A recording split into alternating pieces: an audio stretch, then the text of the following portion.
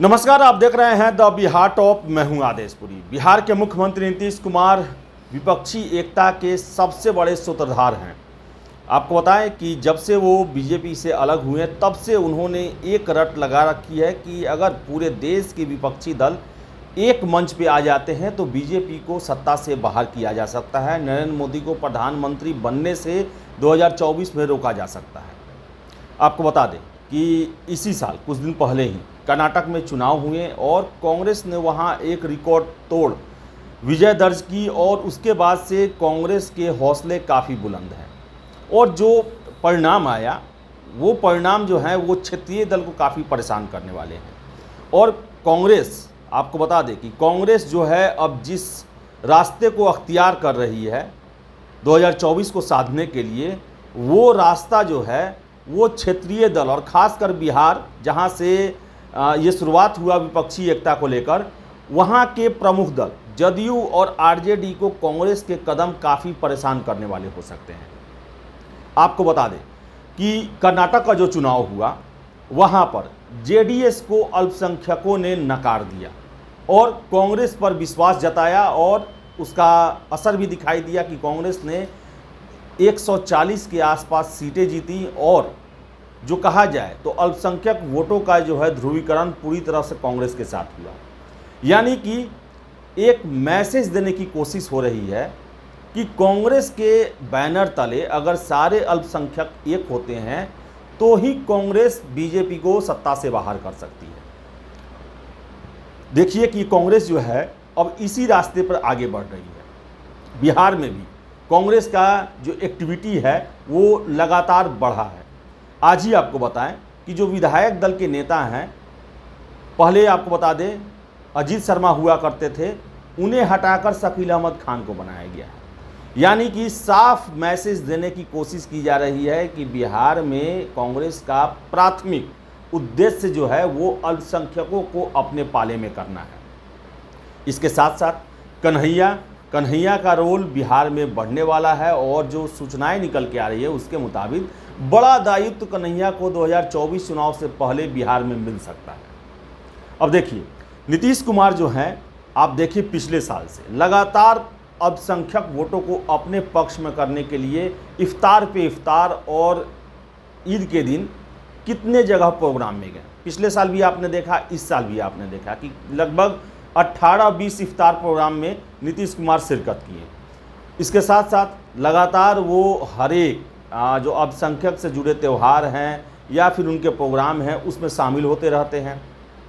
यानी कहने का मतलब है कि नीतीश कुमार अल्पसंख्यकों को अपने साथ साधने के लिए लगे हुए हैं और कांग्रेस जो है वो कर्नाटक वाला फॉर्मूला भी बिहार में अपना रही है। यानी कि यहाँ भी अल्पसंख्यक को मैसेज देने की कोशिश की जा रही है कि आपका जो उद्देश्य है या फिर देश में जो कहा जाए सांप्रदायिक शक्तियों को बाहर करना है तो वो कांग्रेस ही कर सकती है।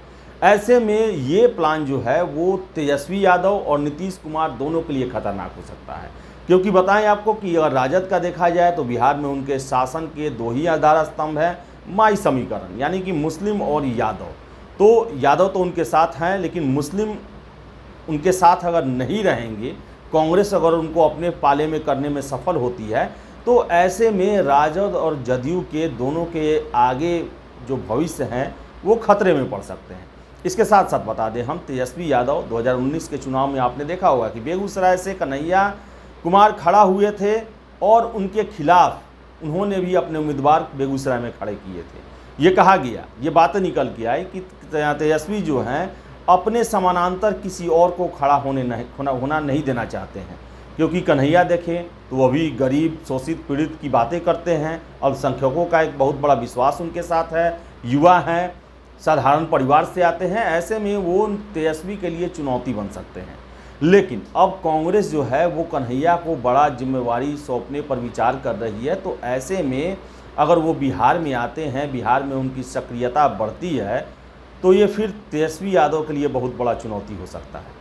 तो क्या इसमें यह भी प्रश्न आ रहा है कि क्या नीतीश कुमार कांग्रेस को साथ करने का रट लगाकर क्या अपने सहयोगी राजद का ही बंटाधार करना चाहते हैं?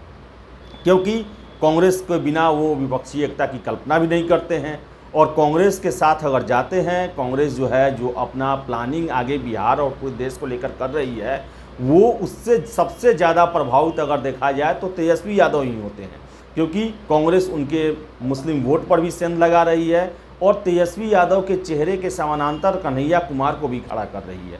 तो क्या कांग्रेस की मजबूरी जो है वो नीतीश कुमार कांग्रेस को साथ अपने करने की बातें करते हैं, क्या वो आगे आने वाले समय में तेजस्वी यादव को डैमेज करेगा?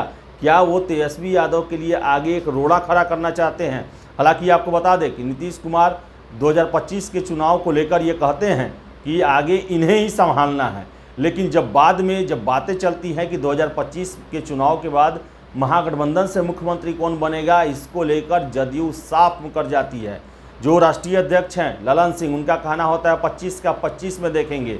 जो प्रधान महासचिव हैं केसी त्यागी, उनके द्वारा कहा गया कि नीतीश कुमार में 2025 का 2030 में भी नेतृत्व करने की क्षमता है।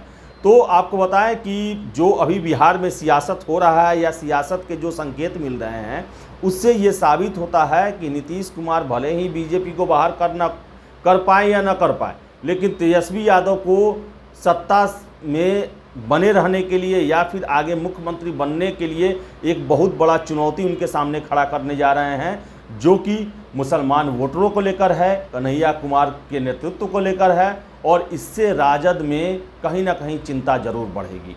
तो देखिए आगे क्या होता है, लेकिन जो विपक्षी एकता बन रही है वो किसी भी सूरत में राजद के लिए लाभकारी नहीं दिख रही है।